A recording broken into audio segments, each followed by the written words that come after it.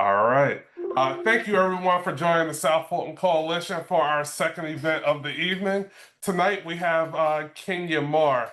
Now, one of the things that I try to do is do the right thing. So, I wanted to apologize to you, Miss Moore, because obviously our emails did not get delivered to you, and I know there was some confusion with that, and we had to schedule this at the last minute. So, thank you for your flexibility, and I apologize for the confusion with the email. So I hope you forgive me for that. Yes, Um, no worries. oh, no problem. And I would like to actually turn it over to your moderator for this evening, Miss Tamika Leverett. Ms. Leverett is a resident of the city of South Fulton, and she will be taking it from here. So I'll look forward to hearing all the things about your campaign and what you hope to accomplish for the city of South Fulton. Miss Tamika, you Absolutely. have the floor. Thank you. Thank you, Mrs. Snowes, for allowing me to be the moderator for this evening. My name is Tamiko Leverett, and just to let you know a little bit about my background, I am a resident of the city of South Fulton since 1994, 95. I have a master's in nonprofit management and public administration, and I have a master's in business and government contracting. And one of the things that I've also worked for the city of South Fulton from 21 to 24, and I have a nonprofit organizations that we promote learning, community engagement. And so that being said, that was part of one of part of the reasons on why I wanted to participate today and help be a moderator and having a legitimate conversation with the candidates.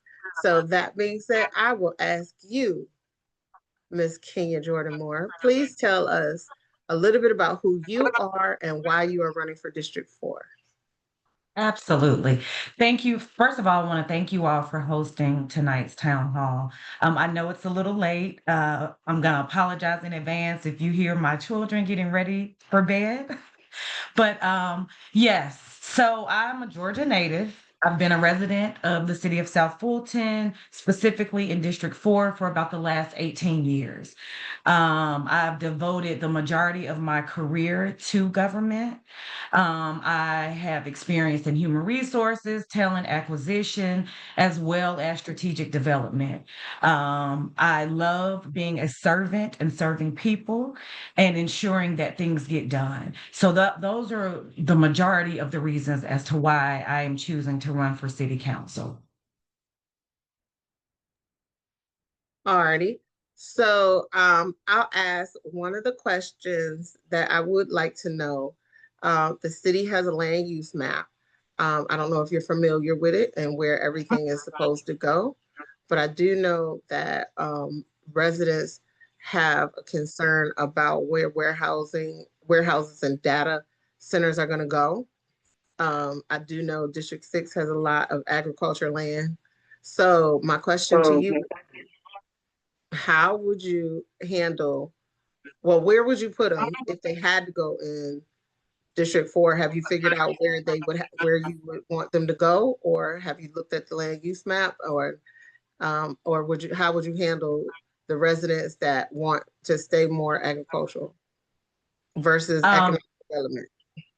Absolutely. So I think in my conversations with the citizens and knowing too where I stand on it, I strongly believe that we don't need any more warehouses near District 4, right? And I say that because we all know the history surrounding the annexation of certain areas and, Union City and some of our other neighboring cities having allowed some of these warehouses in our backyards, right? Not only is it problematic in terms of home value, but it's just problematic in terms of one, the infrastructure that we have currently here in South Fulton. So with that, I am a strong proponent of no more warehouses. I do think that we have corridors within the city of South Fulton, such as Fulton Industrial, Oakley Industrial, that will satisfy those quotas. And if businesses want to come in and bring warehouse spaces to continue some economic development, right? So I definitely think we have the infrastructure already in place and we should utilize what we have. You're muted. Thank you. I try to Absolutely, be, Patricia. Look, I I'm with try to, Patricia. Fill the empty ones. That is absolutely correct, Patricia, especially up and down Fulton Industrial. Yes. thank you. So, District 4, what if you want economic development over there? You want more business development and you want more places to eat, stores to shop, um, plazas, but you also have people who like their farmland. They like to have all their land and they don't want all that traffic. So, do you want to balance that? So I'm definitely a proponent of that. I think one of the reasons my family and I personally moved down, as people, as my friends like to say, this far, right? Is the peace, the quiet that we experience. Like I said, I'm from Georgia, and that is what I know. Trees, I like trees. I like my backyard that there's greenery, right? So in preserving that, I think that we can partner with our farmers, our local farmers, to bring more farm to table options. We have great chefs in our district as well as in our city, and I think from there we can look at opportunities to have restaurants and things that cater to that. I want to say we can even do things better than our neighboring Chattahoochee Hills, their little outlined district of Serenity. I don't know if you guys have been there, but I think that is somewhat similar of the landscape that we would like to see in District 4, right? I would love to be able to go do yoga on the farm with the goats. Much more health and wellness opportunities out here. Because I'm gonna be honest with you, I have left meetings, work, shuffled a little kid to and from East Point to flag football practice, gotten back home so I can be present for this. I would love to be able to just have my respite here in South Fulton and keep my dollars here in District 4, So I definitely think there's opportunities, like I said, for farm to table, sustainable economic growth and development for our area, to include the proper infrastructure. We definitely need our infrastructure improved, which is another reason why I chose to run. Um, no slight. I know things take time, but I think the time has come. We need to have uninterrupted sidewalks and curbs. We need to ensure that my children, the park not far from us on Cedar Grove, like I said, I'm from Georgia. I'm used to getting on my bike and riding, right? I don't feel safe with them walking or riding that close to Mhm. our home. So I definitely think with everything else that I'm saying, I think we need to and put in place the proper infrastructure to ensure that we can accommodate more businesses. And I definitely think we need those restaurants, even if it's like cohorts, right? Where we have more farmers markets. So maybe it's an every Saturday thing. Correct, as opposed to once every other month or what have you, where we can support our farmers as well as keep our monies in our community. And a funny story, my kid, we kind of plant our own garden in our backyard. We have several plots in our backyard where we plant our own fruits, vegetables. We may not be experts, but we definitely, do take pride in that. Okay. Um, I am a proponent of the city using resources besides their own dollars, partnering with the community and your nonprofits and other entities that will support resources for the city. Are there any organizations that you currently partner with and do any community service or would partner with to do something in the city? Absolutely. There's one organization in particular, Happy Mama, Happy Minnie, right? As research shows, our children are as happy as their mama. Okay. So with that, I would love to partner and ensure that, like I said, not only our female residents of the city, but also our males have access and understand, like, we all need rest at some point, right? We all work hard, we do what we have to do for our families, and we need that. So partnering with them and just bringing um, programming to our area, whether it's coat drives, bicycle drives, all of that, and if for some reason we have to kind of offset some costs, I'm open to that as long as it is for the betterment of our citizens and our residents in South Fulton and District 4. Alrighty. On several occasions, I have heard residents complain about the number of events that the council people schedule and force staff to work weekends and holidays. And at one time, they had over 100 events on the calendar. The protocol that they were supposed to comply to was to make a list of events that they wanted to do for the year, get them approved and put on the calendar, and that was to be it. And no one else was supposed to schedule on those days. Some comply and some do not. On this past council meeting, there were 6 events by one council person added to the calendar. If you were council, what would you be putting on for events, and would you comply to those guidelines that the staff have asked them to do? So I'm going to start with the latter part of that question. I would definitely comply because being elected into office, you're doing that in a part of understanding and knowing what the citizens want and upholding what it is that they want. You're their voice, right? So therefore, I would definitely comply. I also think that the city council members could do a better job of coordinating, working with one another. I've been hearing a lot about there are like 7 different mayors, So I definitely think that with my strong suit and my background, that I can definitely bring some cohesiveness to that and ensure that we all work together. We are one city, right? Regardless of what district we represent and support, we are one city. And I think that is the messaging moving forward, not only to our residents, but to attract the businesses that we so desire. So I definitely feel that it is important for us to work together as council members and to ensure that um, some of these events may be overlapping, right, in terms of their purpose. So therefore, we can all ensure that, hey, I know we have some challenges in terms of like rec use and just where to kind of hold things all together because we don't, we have a city hall, but we're looking at, other locations for a city hall. So I think with all of that, we can just come together as one and kind of have an understanding and figure out how to make these events more purposeful and where the community will be involved.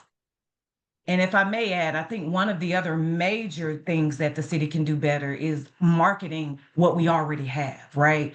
Um, Mhm, I wasn't fully aware that there was a flag football league in my backyard. mhm. I would definitely not be driving elsewhere with that being in my backyard. As I said, once I come home, I am sometimes just ready to adapt to rest, So therefore, it's easier for me to go in my backyard than to go somewhere else. So I definitely think that we can do a better job in marketing and all of that as well. Alrighty, so each council person is allotted community dollars.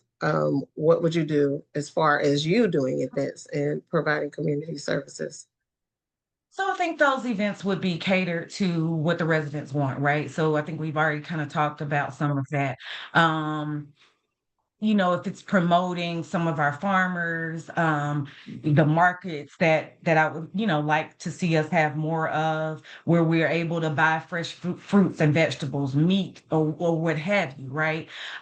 So marketing of that and ensuring that our residents have access and that they know. So that is primarily, what I would like to do and see in terms of events. Like I said, yoga on the farm, if there's a wellness center or what have you that wants to do business with us by a local resident, right? Ensuring that our residents know that, hey, you have this in your backyard, right? So I think that is what's very much so important to me as well.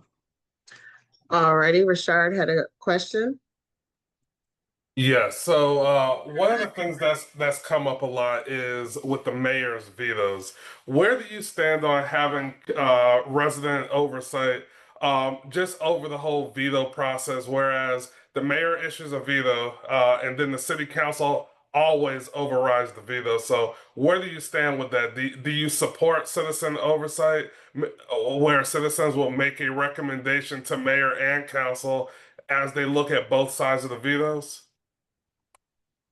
I absolutely support that. I think, as I've stated, we are here because of the residents, right? So it is important that we hear them, we listen to them, um, we take back the feedback from other council members or the studies that have been done to ensure that there is full understanding and participation.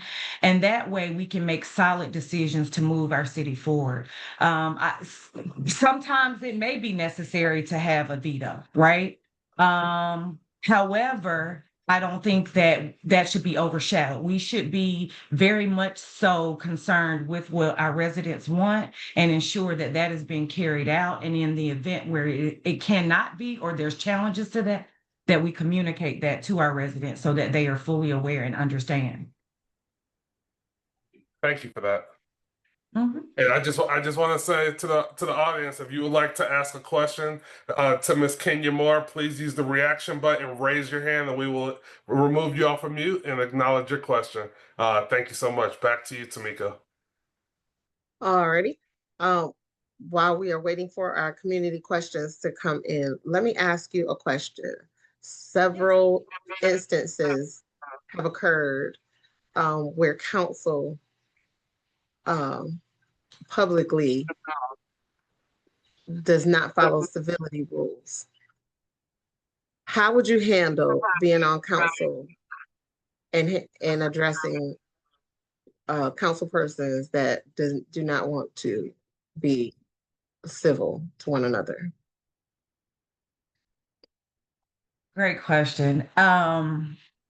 As I've stated, I am a mother, right? So the one thing that I try to instill in my children is respect, knowing when to be vocal and when not, and when things should go public or be kept in private, correct? So I think it is very important for us as elected officials, for elected officials, rather, to act with such civility, correct? It is important that you know there is a time and place for everything. We are under a microscope. The city is, as I would say, well beyond infancy, in our infancy stage, but we are growing, correct? So therefore, we are truly under a microscope, and everything that we do is double, right? So I think it's very important that we maintain our composure, that we act with civility, and be adults and understand that it's okay to agree to disagree, but there's decorum that comes with that. All righty, Miss Patricia has a question.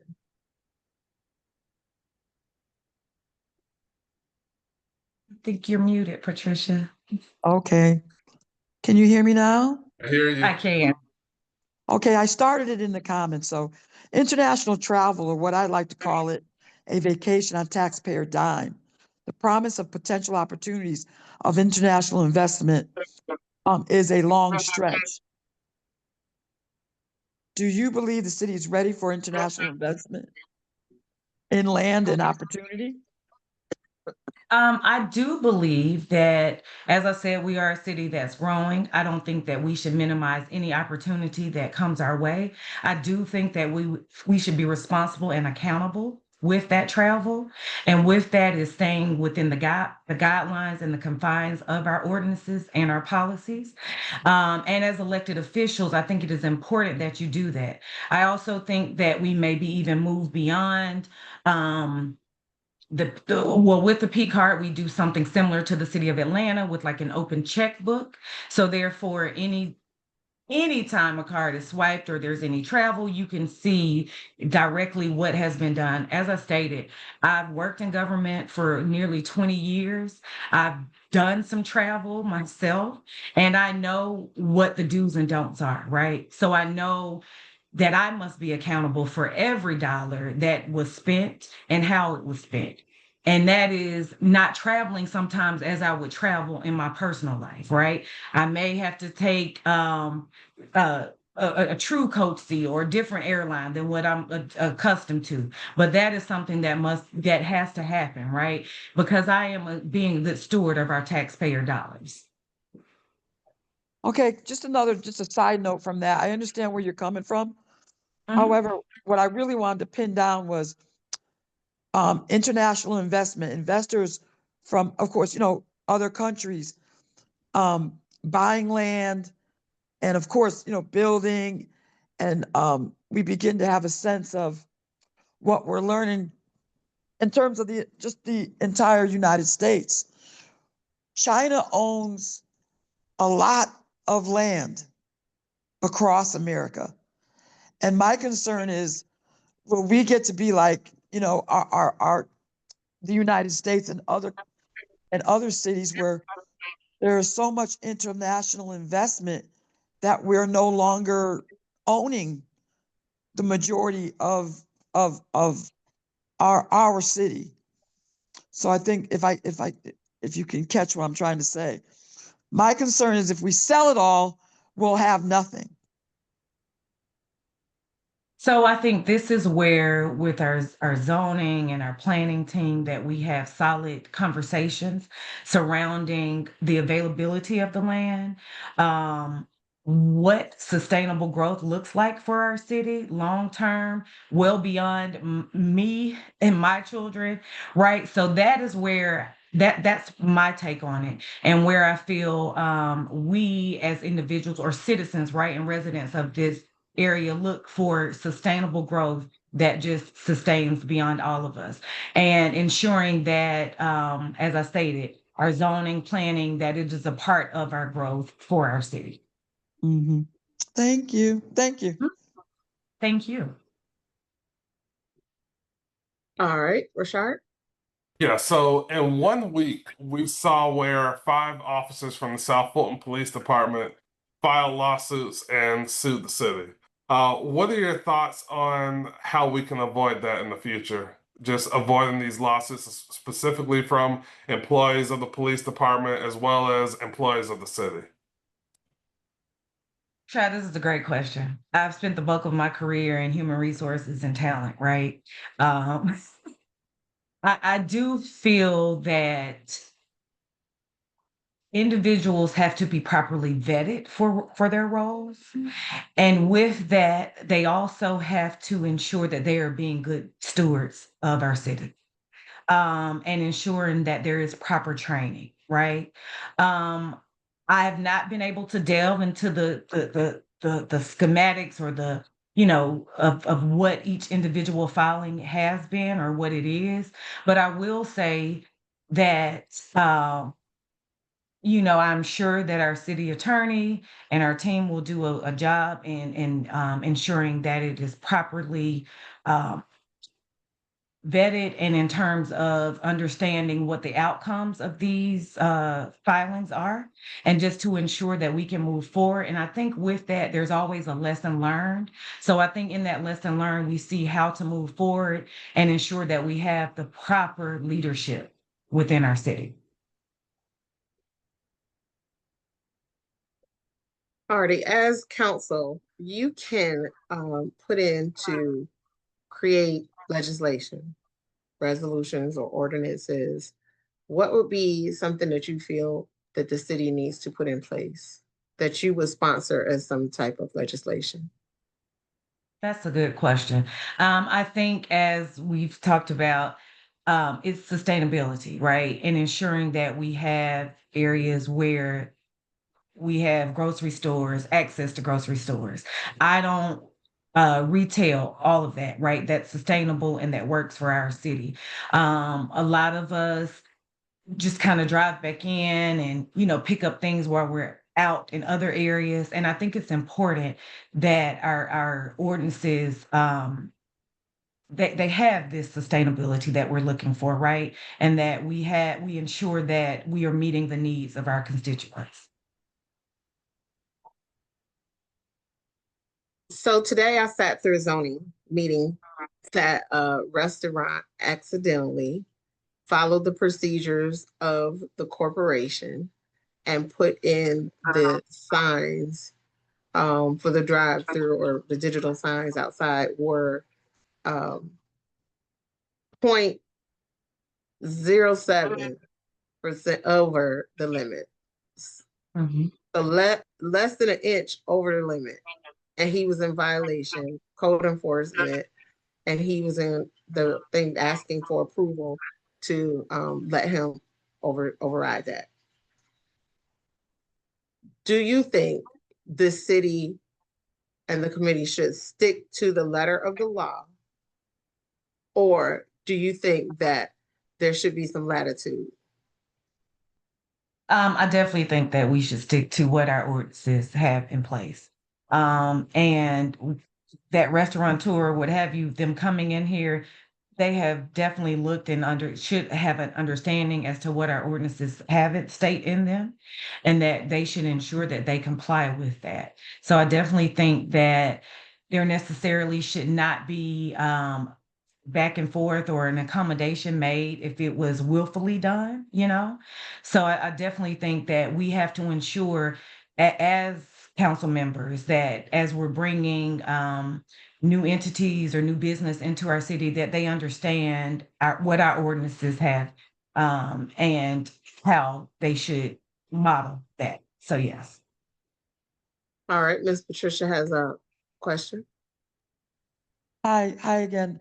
And this goes back to the first question I had in regards to the first question. I learned recently that when the Zoning and Planning Commission reviews applications and they do a approval or denial, that it then goes to the city council for, I guess, a final approval, denial, or withdraw. I find that very, very problematic because I believe that the zoning commission has the knowledge and the expertise and, right there to really assess whether an application that is coming in front of them should, legitimately be denied or approved. But then the ultimate, the ultimate denial and approval goes to the city council. And I found that very, very problematic. What is your thoughts on that? You've got a committee that's there to do the work, but then the city council has the final say. So I definitely think in the manner in which our government is structured that that is a part of that, right? But I definitely think that our city council members should take into account the reasoning behind whether these things have been approved or not approved, correct? So therefore, I think that it is important that we have an understanding and then seek to understand why it was disapproved if majority of council feels as if it should go another way. But I definitely feel strongly in listening to the professionals, the experts that are in the field every day doing the work, that we've hired to do the work and get the job done. So I personally definitely would lean to the staffers and to ensure that that we have an understanding as to why they are saying something should be approved or disapproved. Mm. Yeah, I agree. I agree. My next question is the city Well, hold on, has Ms. really. Patricia. I have a Oh, new I'm sorry. Sorry. person on here asking a question. All righty, Sorry. iPhone Cody. How you doing, Kenya? More? I'm great. How are you? Great.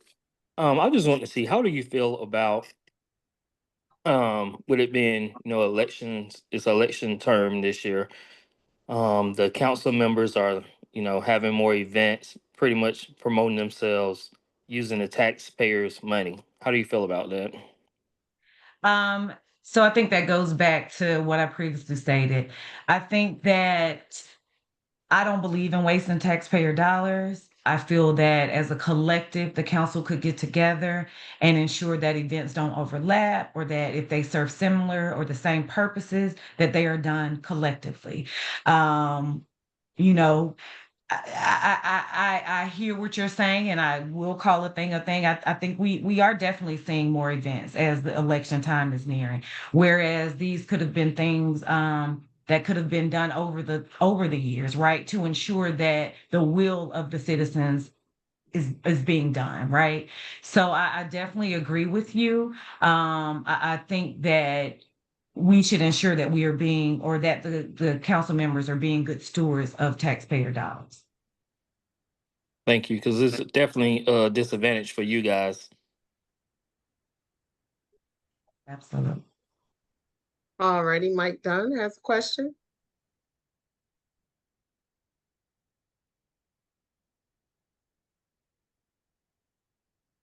Mike Dunn, do you have a question? Mike, you're on mute. If you could just unmute yourself, you have the floor.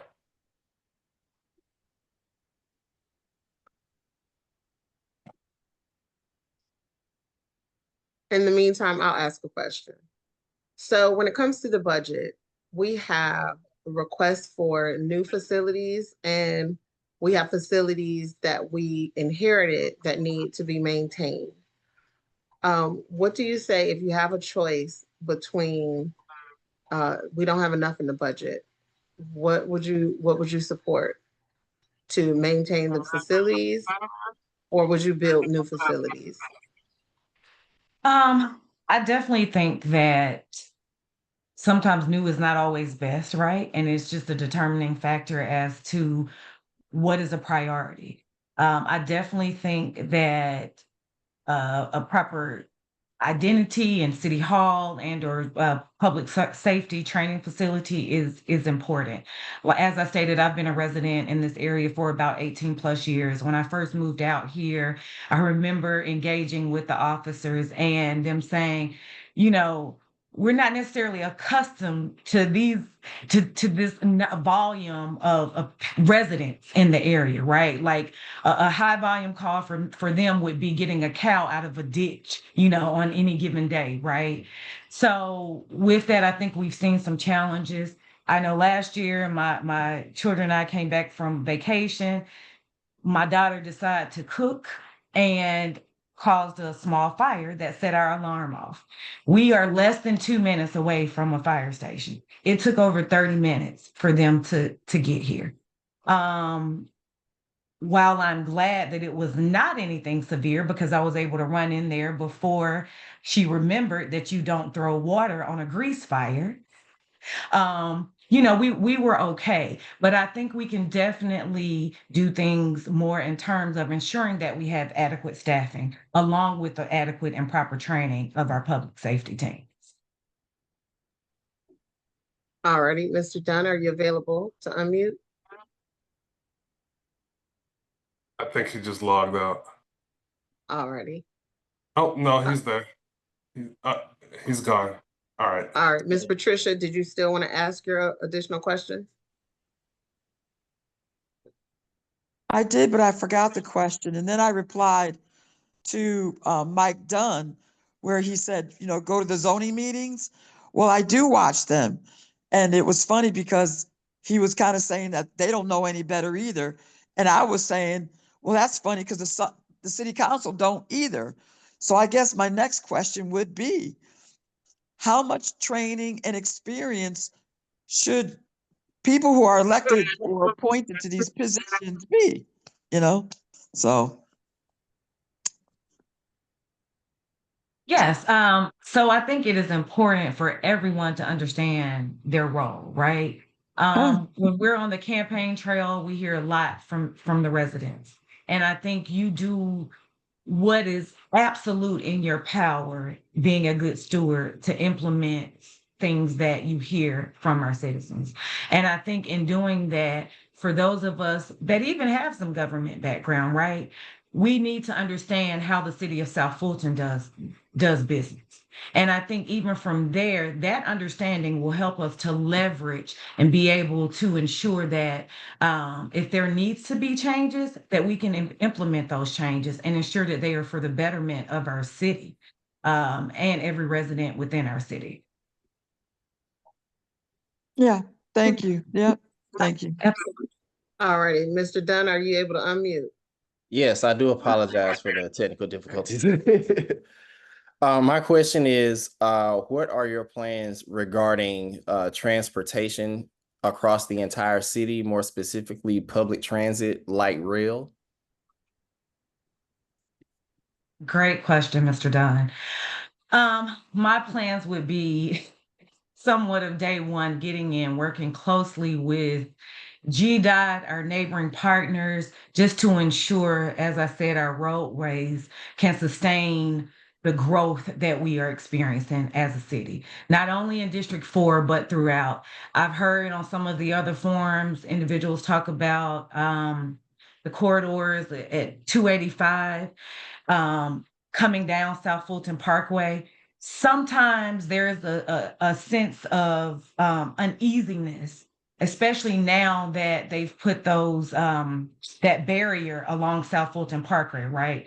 Like if something, I've been on the parkway for literally 30 plus minutes some days due to accidents, the inability to reroute traffic, because it is just too narrow. There's not any egress, there. So I think it's definitely important that we're not just sitting on the parkway in the event that things happen, because things do happen. And this is just not a problem that's sold to the city of South Fulton. It's what I see in my daily commute, up 285, down 285, looking for back roads and things of that nature, which if any of you do know and you experience that backlog of traffic sometimes in the morning, in the evenings, that you try to find back roads. Those too become congested. So I think it's definitely important that as we discuss growth and the economic growth for our city, that we invest in the appropriate and proper infrastructure. So once upon a time, there was a conversation about should code enforcement go under the police to give them more ability to enforce their the requirements, and also to add additional backup police for staff, public safety. Do you think they should stay together, or do you think they should be, separate, or they should be put together?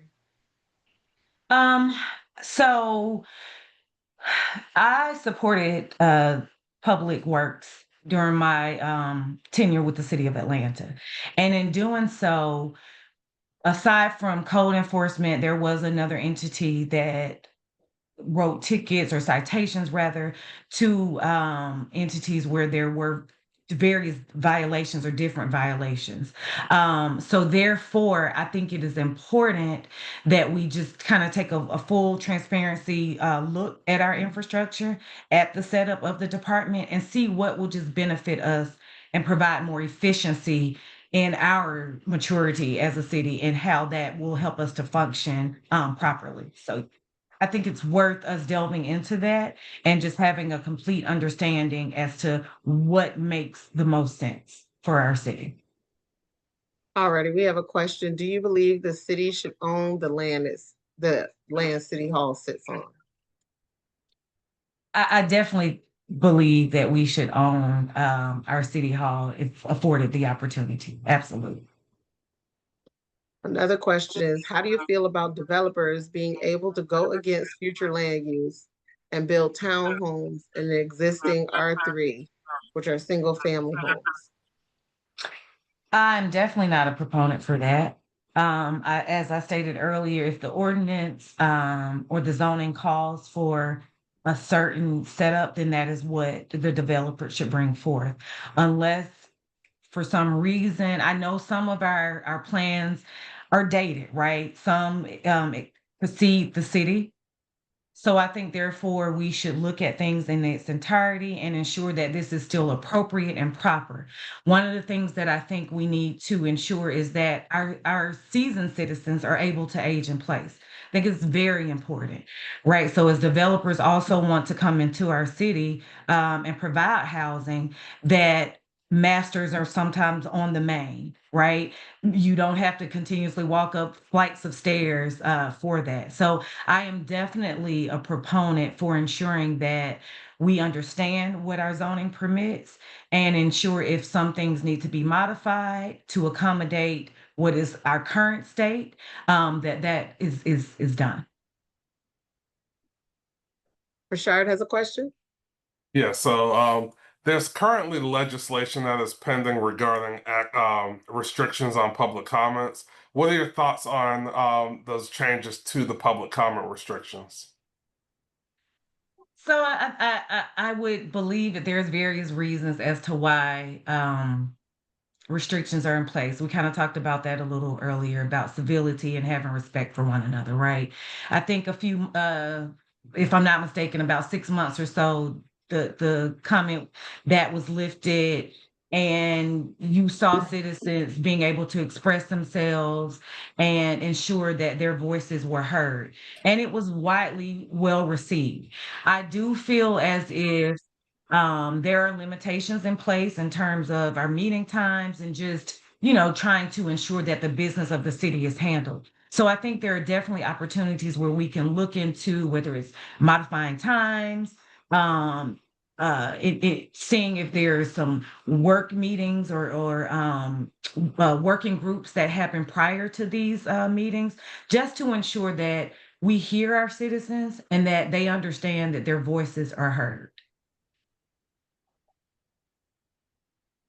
Thank you.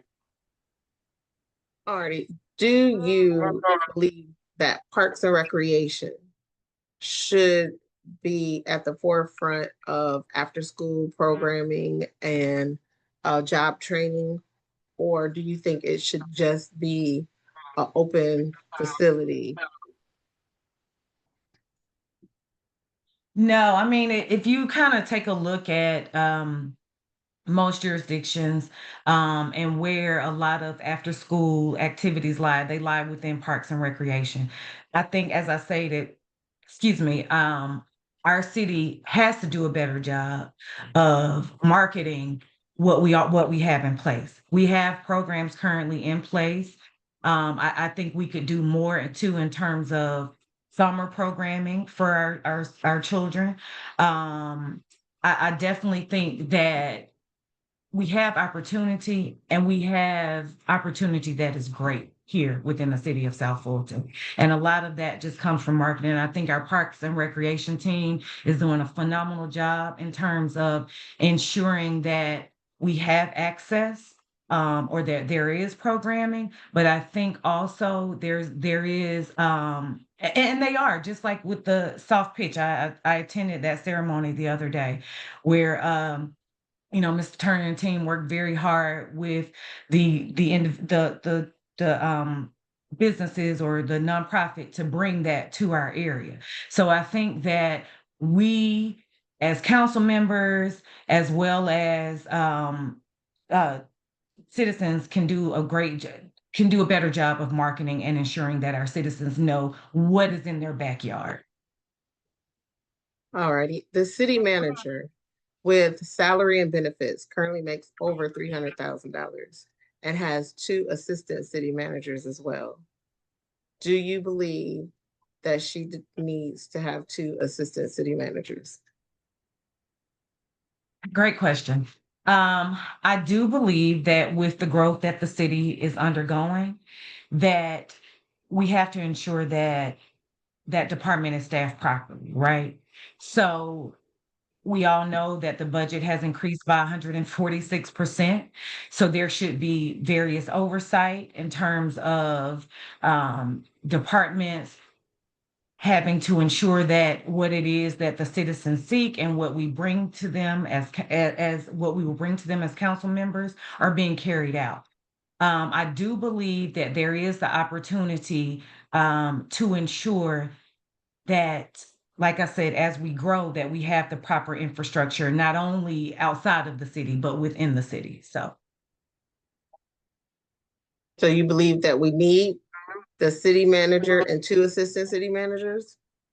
So I do believe that there is the need for an assistant city manager. I'm not quite sure that there is a need for two at this moment. As I said, we are growing. That may be something, down the line where we have a council and leadership that is very open and accountable and really moving the city forward. So.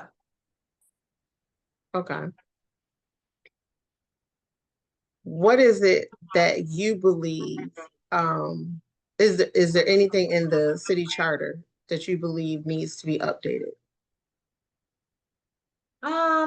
I definitely think we could take a look at how we operate, in terms of the city charter to include, I know there's been a lot of debate or dialogue about, are we structured right? I know historically, in terms of the city becoming a city, it passed legislation as a city manager, right? City county manager, type structure. I am used to both, where the mayor has,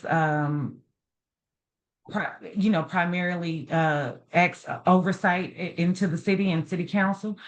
And I think there are pros and cons to both, right? So I think as council, we should look and just ensure that um, our citizens as well as the council understands what that charter is and what that looks like. So you would look at changing the structure of the city in the charter? I think that there is opportunity, right? As I said, I've been hearing a lot of that, as I've been out in the community and as well as on these forums and town halls. I think there could be an open discussion or conversation on that. I have seen council members who do not read the agenda going into the meetings. And then they ask questions that they would have known if they'd have read it. And the reason I'm saying that is because sometimes the council meetings seem to run a little long.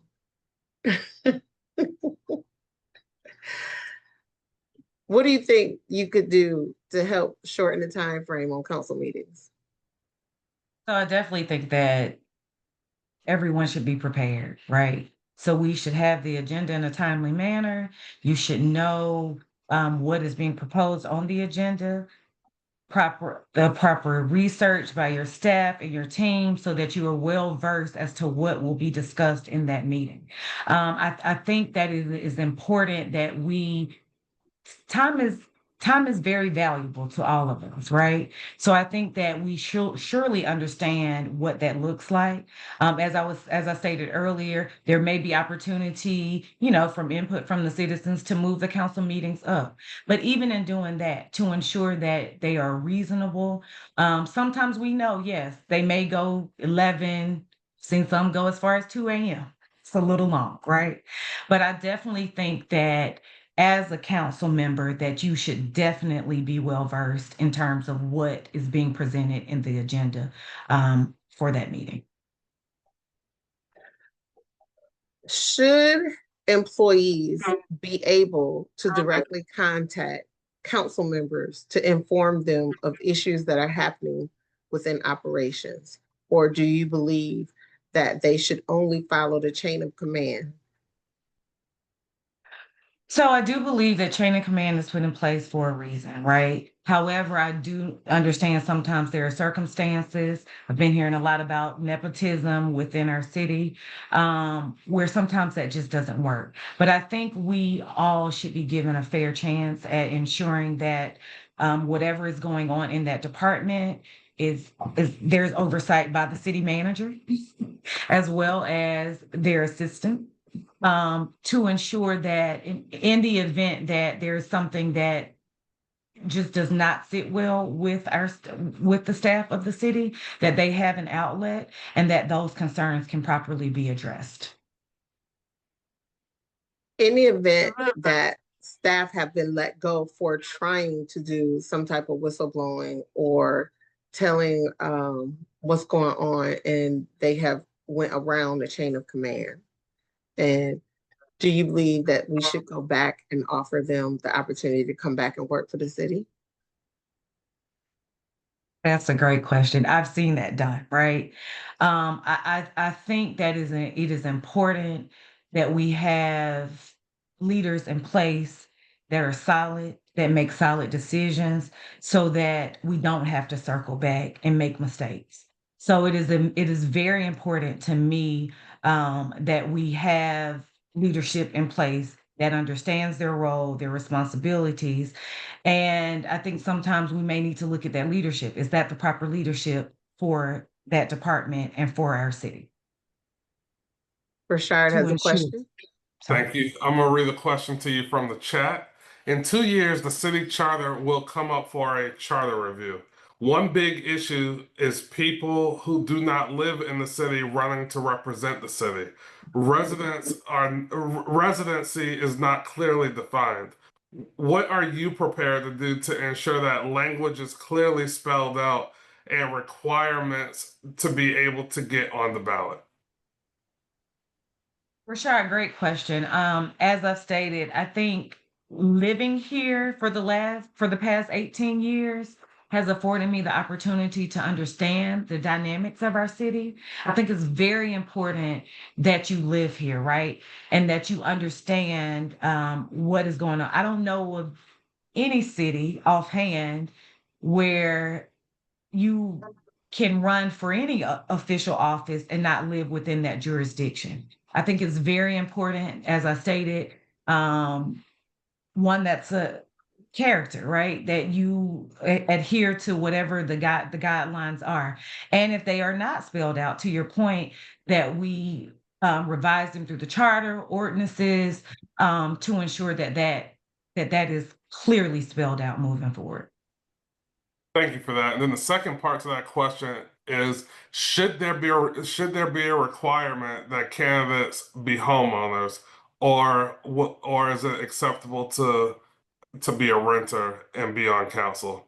And I think the reason this question keeps coming up is because you're making decisions that impact homeowners more than they would renters. What are your thoughts on that? So I think with that, I don't want to single anyone out, right? We're at different phases in our lives.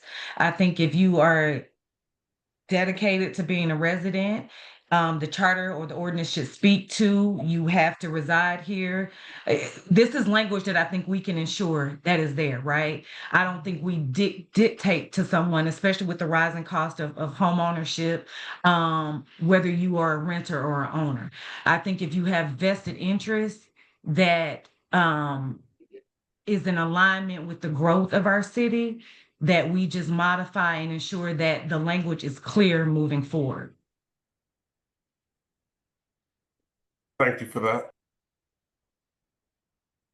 Alrighty, so some cities are focusing on walkability. Do you think the city is currently in a state that it can be walkability, or do you think we need to be implementing where we can make bike lanes? I first think that we need to improve just the infrastructure. As I've said and stated, I feel like I'm beating a dead horse, right? No pun intended. But we need to ensure that we have uninterrupted sidewalks. In my area, as I said, I don't feel safe for my children to walk to the closest park, which is less under a minute from us, right? In a car. Um, they're not safe sidewalks, they are interrupted. It is not conducive for that. And I'm a Georgia girl. I've ridden my bikes, walked, to the neighboring corner store and all of that growing up. That is something that I would love to see. I think with that, we can definitely look at the infrastructure to have bike lanes in place. I see the cyclists riding along Cedar Grove on Saturday mornings. I know there's bike clubs in the area.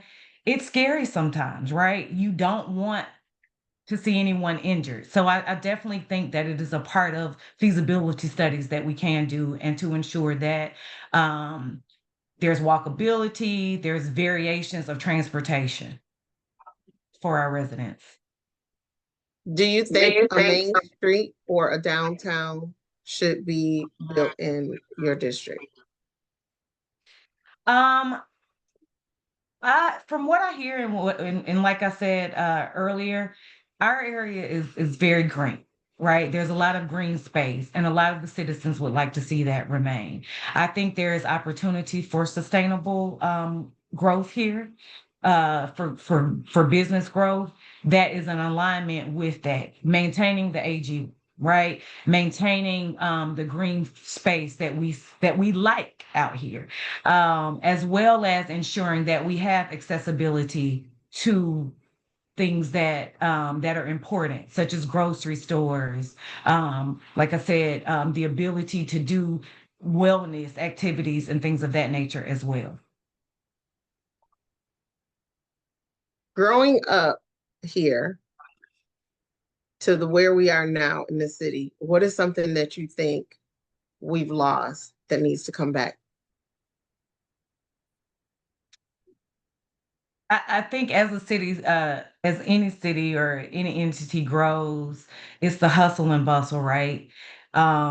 With that, people are just kind of maintaining their day-to-day lives. We don't really have a lot in terms of ensuring that there's a true sense of community and identity, right? So I think with the formation of a structure being in place for parks and recreation that I heard is forthcoming, that we have the accessibility for our citizens and the residents of District 4 to engage with one another. I remember we early on before the cityhood, there was the Cedar Grove Association down the road. It was an older, building or structure where we would conjugate and kind of talk about, forthcoming things to include the MARTA expansion down South Fulton Parkway. So I think it's important for us to have spaces where we can convene as a community and where we can interact with one another. Okay.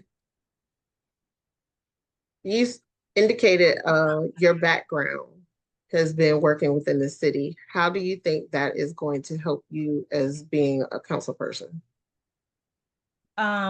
So I know that I understand the dynamics of government. I've worked for one of the most robust local governments.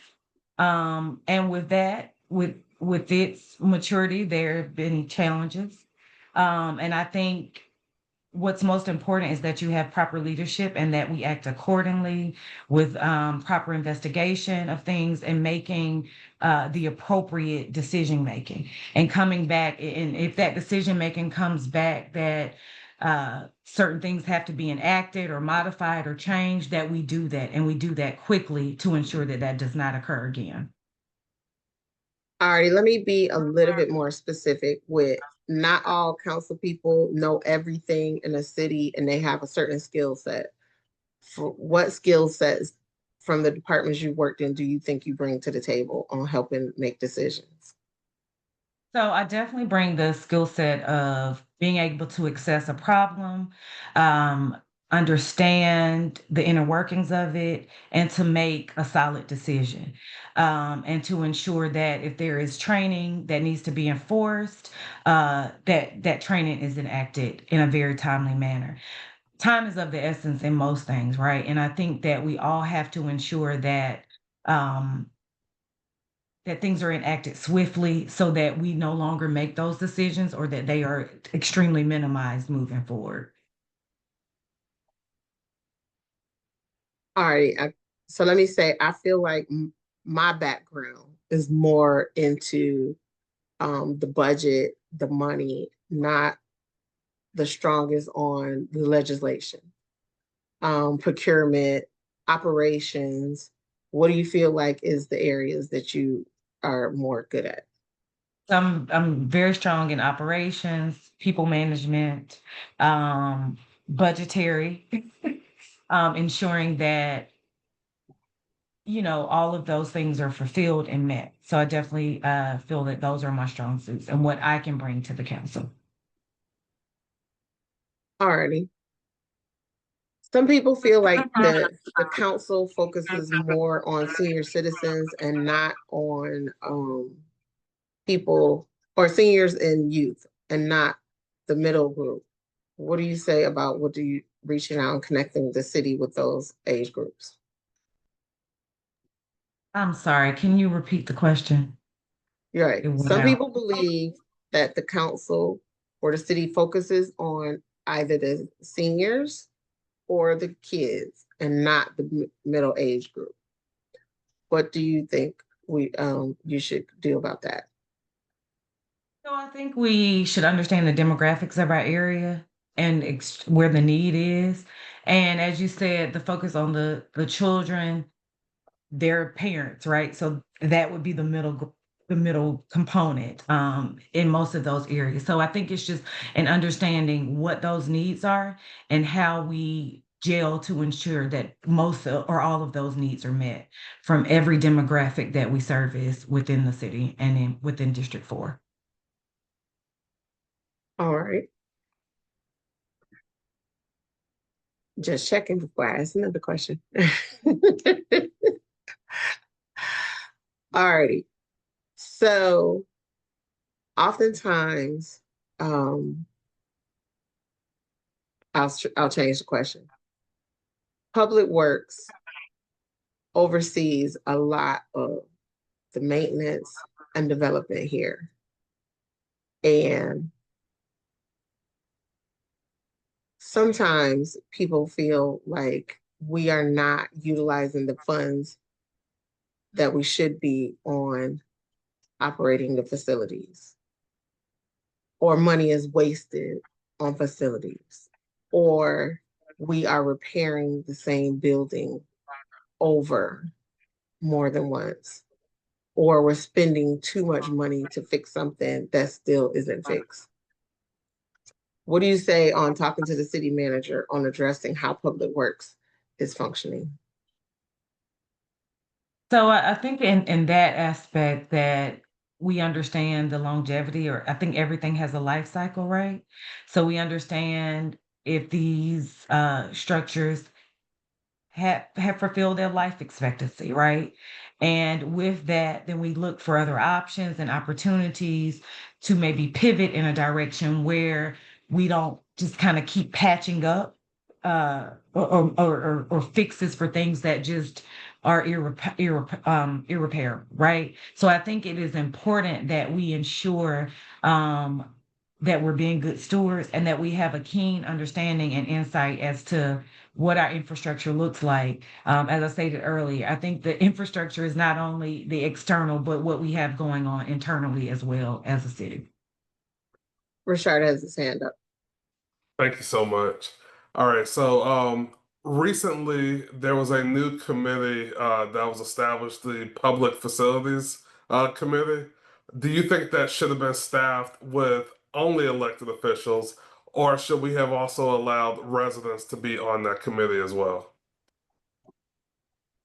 Rashad, can you repeat the first part of it? For some reason, it's kind of going out. It was buffering a little Yeah, bit. so recently the Public Facilities Committee was established and is Mhm. staffed with only elected officials. Do you think that residents alongside elected officials should have served together on that committee? Or is it appropriate to just only have elected officials on that committee?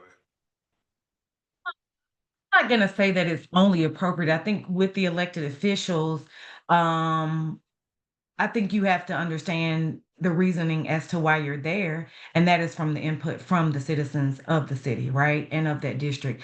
I think there's probably a lot of concern or maybe some backlash surrounding that because of the current state of the city.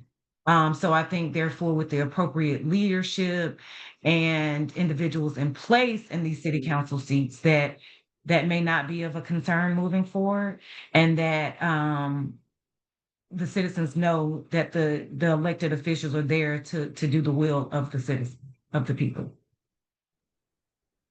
Thank you for that.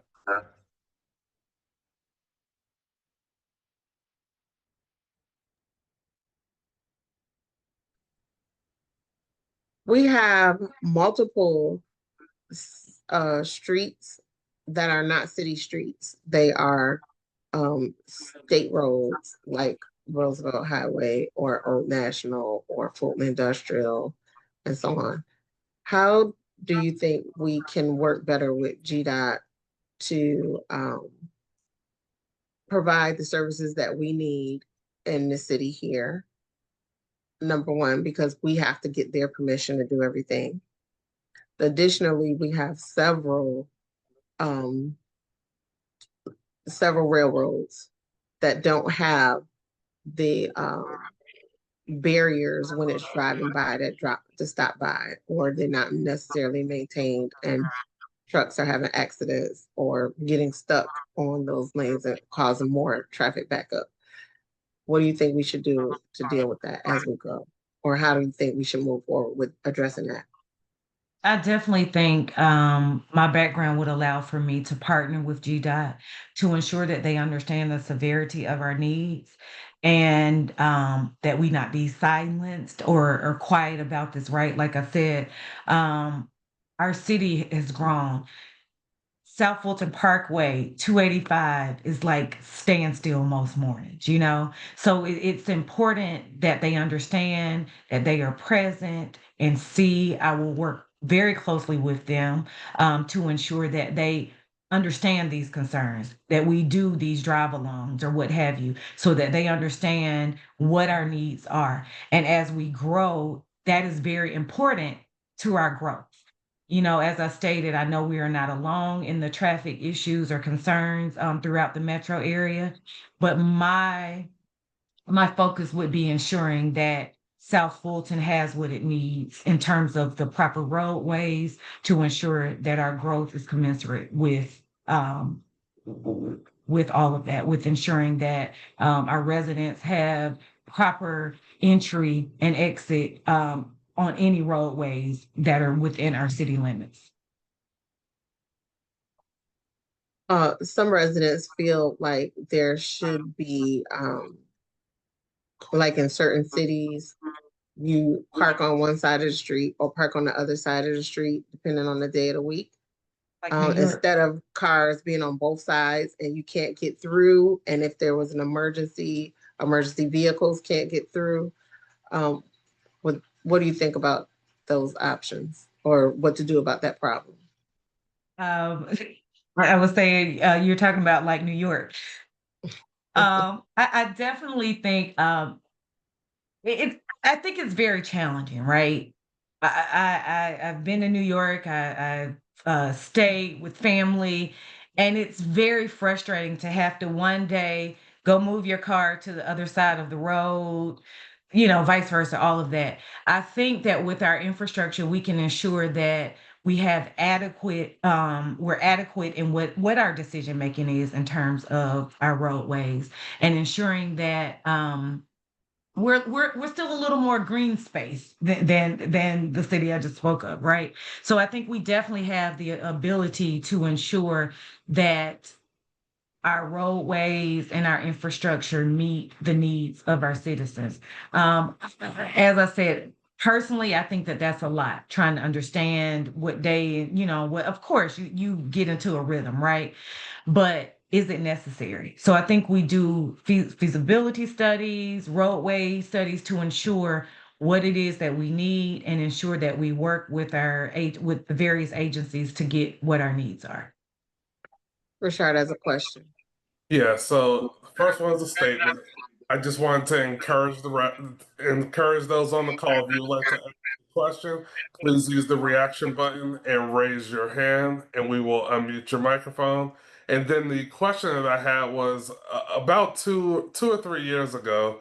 We were at the Southwest Art Center where a city official made a comment that stated that residents in South Fulton were not educated enough to recycle. What are your thoughts on bringing recycling services to the city of South Fulton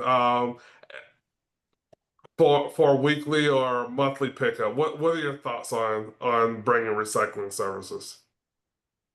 So, Rashad, great question. I'm all about green, right?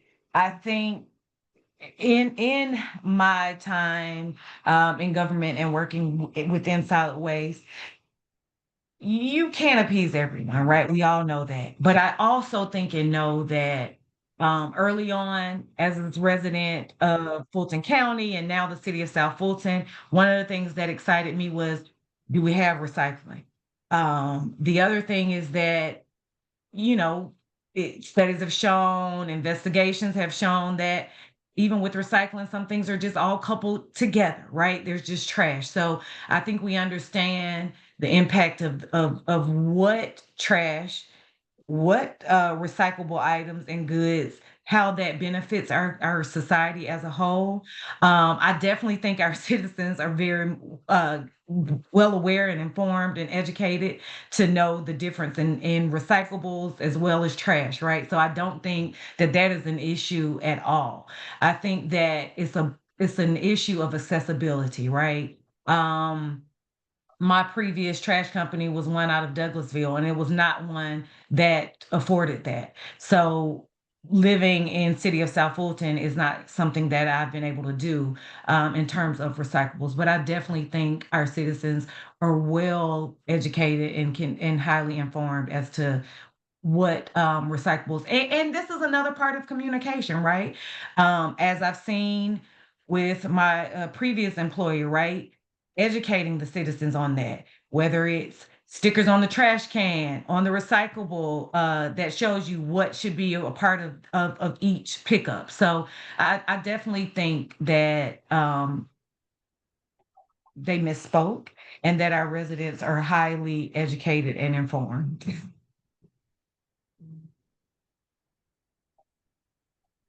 Alrighty.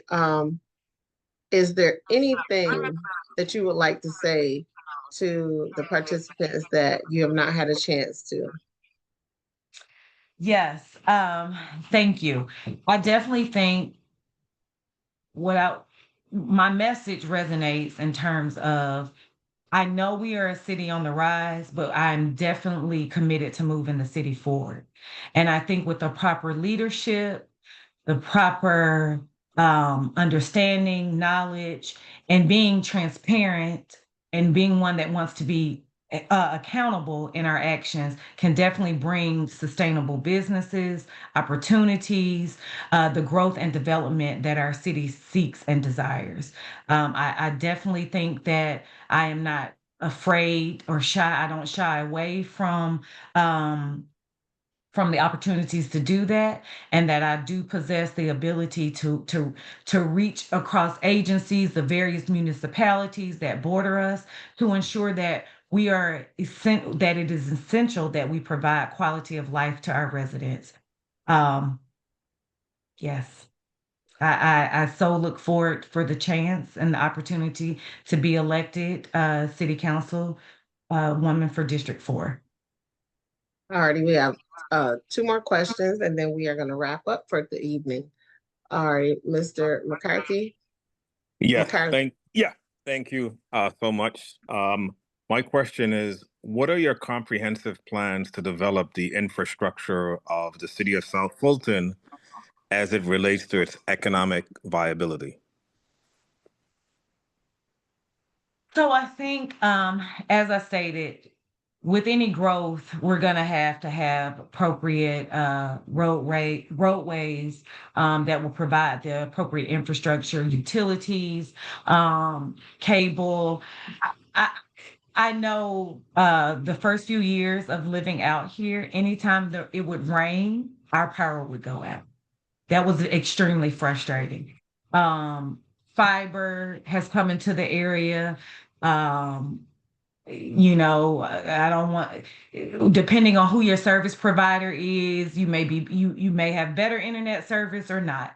when a lot of us were working from home during COVID, it was a nightmare, in terms of that. So I think in working with these companies to ensure that we have not only the proper appropriate roadways, but utilities, lighting, all of that, right? To ensure that we can attract the businesses that we desire and that we all are provided the quality of life that we desire.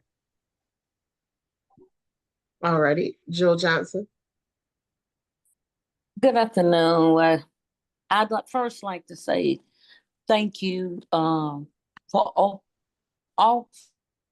offering of yourself to run for this position. That is a really hard thing for a lot of people to do. So I just want to say thank you. I have two questions. One, and both of them you can just say yes or no. I'd like to know what your position is as us having a forensic audit so we can know where our money going. So I definitely think that that is important. I think as you can learn from the results of the audit, whether that lends itself to restructuring of the ordinances or policies, procedures regarding what the audit findings. I think it's very important. I think it is something that that takes place and that we ensure we learn from and put the appropriate parameters and measures in place as a result of the audit. Okay. Well, my last question is, what would be your position with impact fees?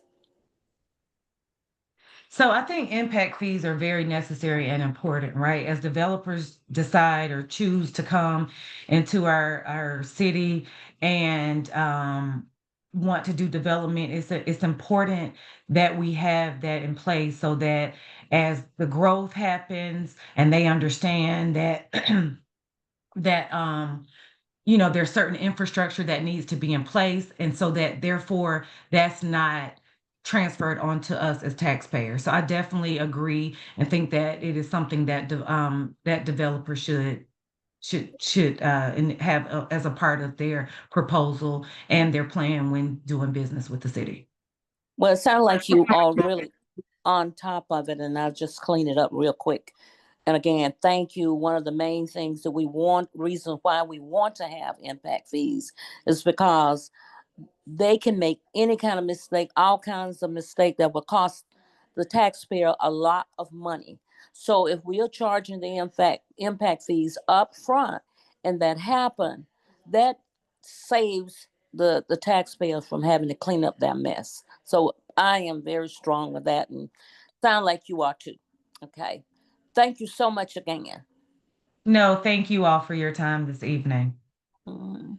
That being said, I'd like to just say thank you for allowing me to ask you questions this evening, allowing the community to ask their questions, and that you took the time to answer every single question that everyone asked, no matter what the question was. I also want to thank the South Fulton Coalition for putting this program on for tonight. So again, thank you, Rashard Snellings. I want to do a disclaimer in case anybody wants to know. Rashard allowed me to come up with every question that I wanted to ask. Do not send them to him and do not send them to the candidate.